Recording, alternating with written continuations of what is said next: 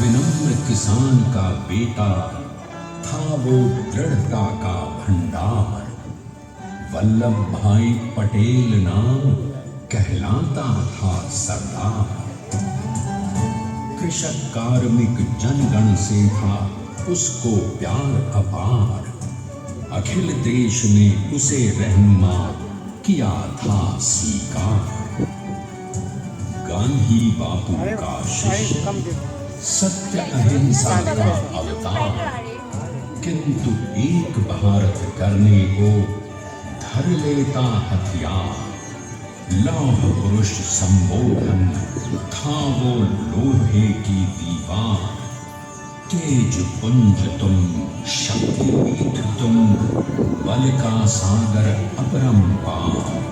ऋणी देश का नम्र नमन तुम स्वीकारो सरदार।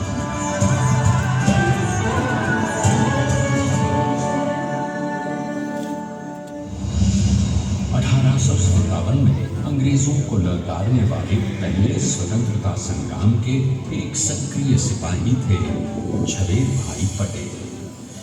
करमसद गांव के इस बहादुर देशभक्त किसान और उनकी पत्नी लाडबाई के 5 बेटों और 1 बेटी में से चौथे पुत्र थे वल्लभ भाई। बालक वल्लभ ने करमसद के बाद नडियाद से अपनी हाई स्कूल की शिक्षा पूरी की। फिर 13 साल की उम्र में उनकी शादी भी हो गई छोटी सी झवेर बाई से। 2 बच्चों, बेटी मणिबहन और बेटे डाया भाई को जन्म देने के बाद झवेर बाई असमय ही चल बसी। सदी बदलने और 20वीं सदी आने पर उनका जीवन भी एक चमत्कार की तरह बदला।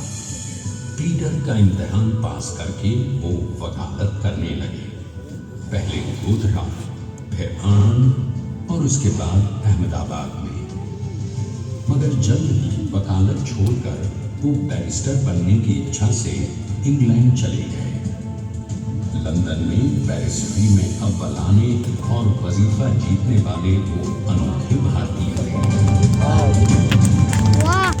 अब तो अहमदाबाद की वरिष्ठ अदालत में बैरिस्टर पटेल की जिरह और जीतों की धूम मच गई।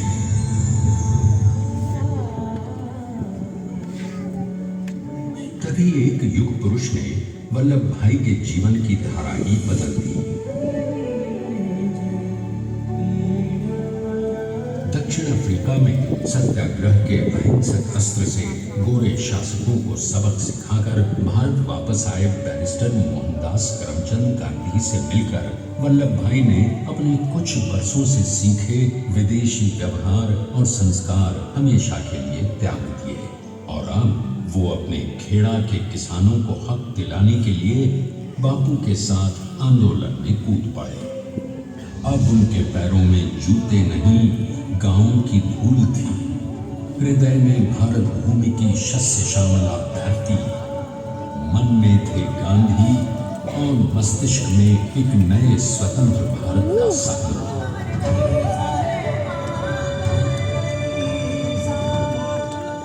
तभी बारडोली के मजबूर मजलूम किसानों की यातना का समाचार उनके पास पहुंचा। तुरंत वल्लभ भाई वहां पहुंचे और यूं शुरू हुआ भारत का सबसे बड़ा और सफल किसान आंदोलन, बारडोली।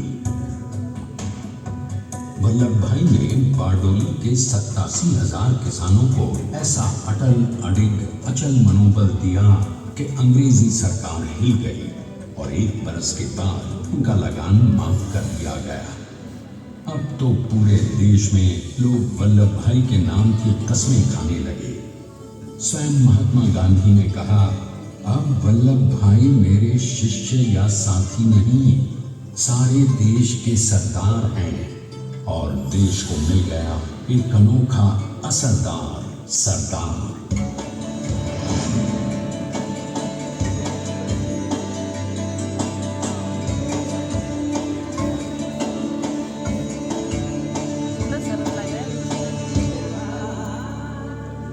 सरदार पटेल के नाम और देशभक्ति से अंग्रेज डर कर कांपने लगे। 1930 के नमक सत्याग्रह और दांडी कूच में वो बापू से भी पहले गिरफ्तार किए गए। तो सन 1932 में फिर उन्हें बापू के साथ ही जेल में 2 सालों के लिए डाल दिया गया। मगर आजादी के दीवानों को, स्वतंत्रता के परवानों को कौन गिरफ्तार कर पाया है। जेल से छूटते ही सरदार को कांग्रेस के नए राष्ट्र अध्यक्ष पद पर चुना गया और उनकी सरपरस्ती में राष्ट्रवादी भारतीयों ने तमाम ब्रिटिश सूबों में जीत हासिल कर वहां अपनी स्थानिक सरकारें बनाई। किंतु सरदार का सपना केवल सरकार बनाना नहीं था। उनका स्वप्न तो था एक ऐसे नए भारत का जहां हर रंग, हर रूप, हर जात, मजहब, तबके का हिंदुस्तानी एक साथ मिलकर एक ऐसा नया भारत बना सके जहां पूर्ण स्वराज के साथ सारे समाज को गरीबी, अशिक्षा, छुआछूत से भी आजादी मिल जाए।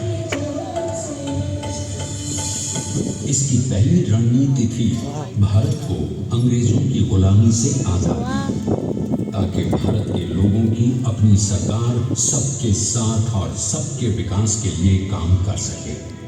बापू की अगुवाई में अब देश ने अंग्रेजों को अंतिम चेतावनी दे दी, करेंगे या मरेंगे, क्विट इंडिया, अंग्रेजों भारत छोड़ो। बस फिर क्या था, संघर्ष की रणभेरी बजी। 3 सालों के लिए सरदार पटेल को भी सत्याग्रही नेताओं के साथ जेल में ठूंस दिया गया। 2 सालों के बाद अंग्रेजों को बापू के सभी शिष्यों और साथियों को छोड़ना पड़ा।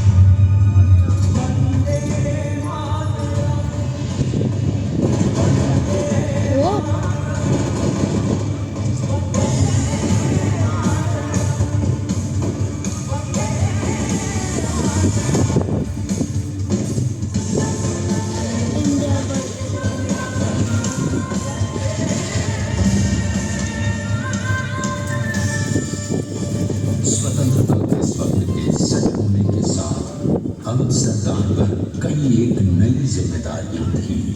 आने वाली आजादी की तैयारी और एक नए भारत के लिए नए लोकतांत्रिक संविधान की संरचना।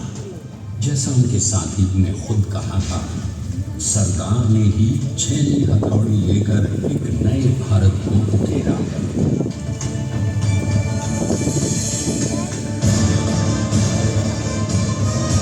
स्वाधीनता तो प्राप्त हुई, लेकिन खंडित भारत में भी उठते विभाजनवादी अंधकार को अभी दूर करना था।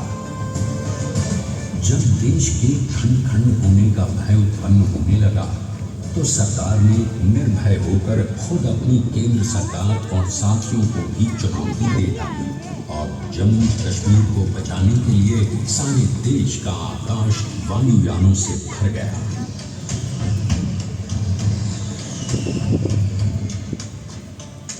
और फिर हैदराबाद और जूनागढ़ के भारत में विलयीकरण को पाकिस्तान से चुनौती मिली। सरकार चाहते थे कि देश की 1 इंच धरती अब और विभाजित नहीं होनी चाहिए। नए भारत को एक करने के लिए समझा बुझाकर मना कर 565 रियासतों को सरदार ने अपनी सूझबूझ सदा शहीदा संबल से एक नए स्वतंत्र भारत का अभिन्न अंग बना लिया। हमारे इतिहास में अखंड भारत के पुरुषार्थ का ये एक महानतम अध्याय है।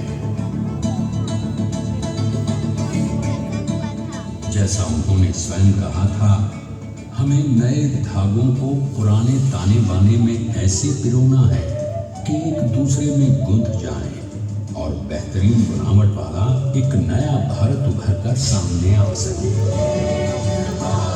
अंततः अपने वज्र दृढ़ संकल्प से एक नया विराट विशाल एक भारत श्रेष्ठ भारत बनाकर दिखा ही दिया सरदार ने। संसार के सबसे बड़े प्रजातंत्र के शिल्पी को प्रणाम करने के लिए देश ने बनाया है ये समर्थ स्मारक। स्वाधीन भारत को समर्थ भारत में बदलने वाले सरदार पटेल को समर्पित नेतृत्व में बनी विश्व की इस विशालतम प्रतिमा के सामने आकर सारी दुनिया जैसे स्वयं भी नतमस्तक हो जाती है।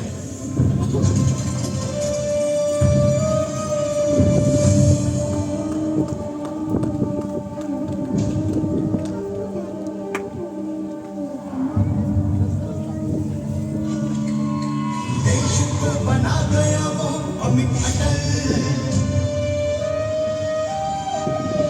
बना सका उसे न कोई शत्रुदल। चट्टान के समान सा पुरुष प्रबल, स्वदेश का सम्मान है, पटेल को स्वदेश का सम्मान है, स्वदेश का सम्मान है, पटेल को स्वदेश का सम्मान है।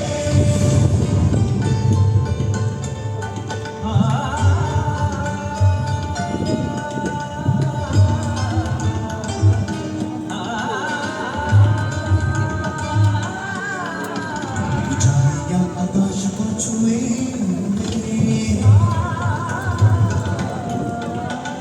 गहराइयां समुद्र की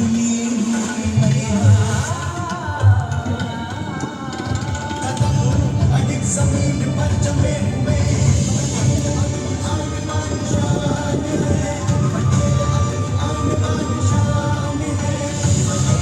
स्वदेश का सम्मान,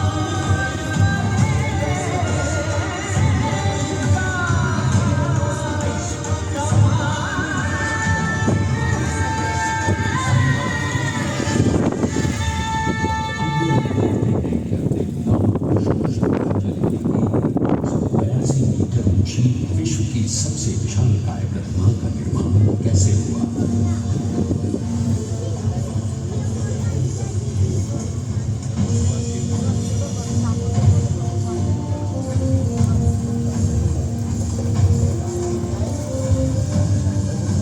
गगनचुंबी इस अद्वितीय अभूतपूर्व प्रतिमा को बनाने के लिए सबसे पहले नदी पर 4500 क्यूबिक मीटर का राफ्ट बना और फिर सीधा 600 फीट का कंक्रीट का कोर बनाया गया।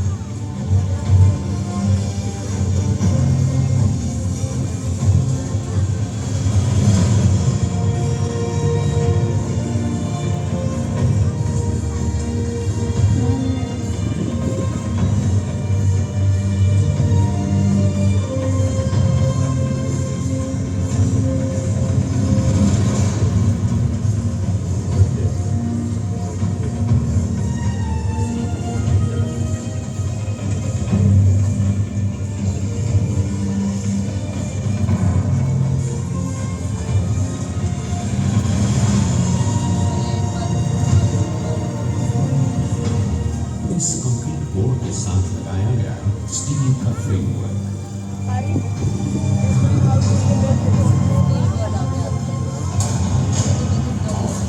इस पेंटिंग पर 6500 ब्रॉन्ज के पीसेस लगाए।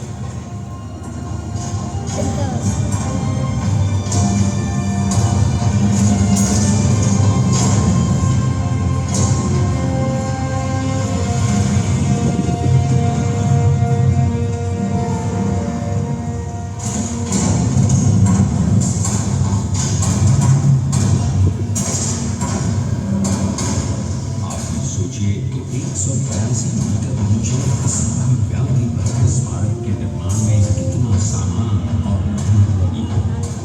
70,000 metric ton cement, 18,500 metric ton reinforcement steel, 6,000 metric ton structural steel और 1,700 मेट्रिक टन ब्रॉन्ज।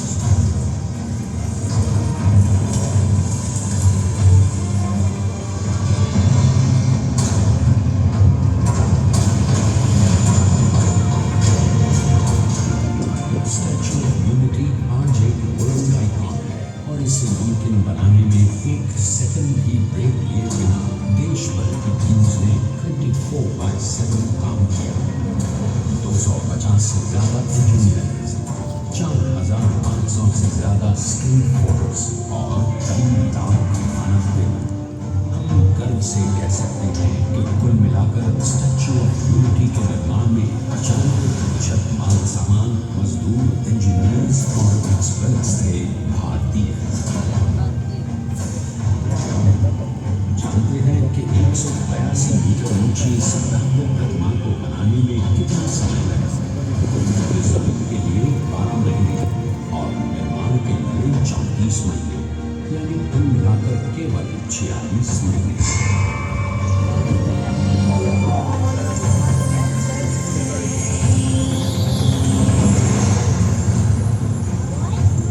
इसी तरह बनी देश के शिल्पकार की एक अनोखी अद्वितीय विशाल प्रतिमा, जो सिर्फ आज की नहीं बल्कि आने वाले न जाने कितने सालों तक यूं ही चमचमाती रहेगी।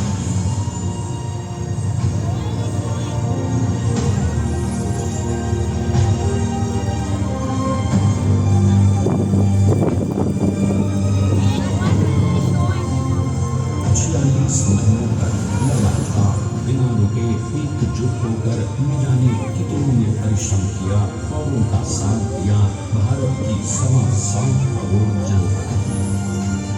और तभी मुमकिन हो पाया एक ऐतिहासिक निर्माण जो आज कहलाता है भारत की नई पहचान। स्टैच्यू ऑफ यूनिटी, विश्व की सबसे ऊंची प्रतिमा। सरदार ने अपनी गंभीरता, शालीनता और दूरदर्शिता से भारत को संगठित करने के असंभव कार्य को संभव कर दिखाया। आइए आज हम सब उन्हीं की महिमा में विश्व के सामने एक उदाहरण रखें, क्योंकि ये ही भारत को श्रेष्ठता के मार्ग पर ले जाएगा। हमारा कर्तव्य है, हमें निश्चय कर देना चाहिए कि हमें हिंदुस्तान में यूनिटी एकता की प्रतिमा और श्रेष्ठता का प्रतिबिंब है। एक पहल है इस अखंड भारत को श्रेष्ठ भारत बनाने के सपने को पूरा करने। एक पुकार है हम सबको एकजुट होने के लिए। एक आंदोलन है भारत को श्रेष्ठ बनाने के लिए।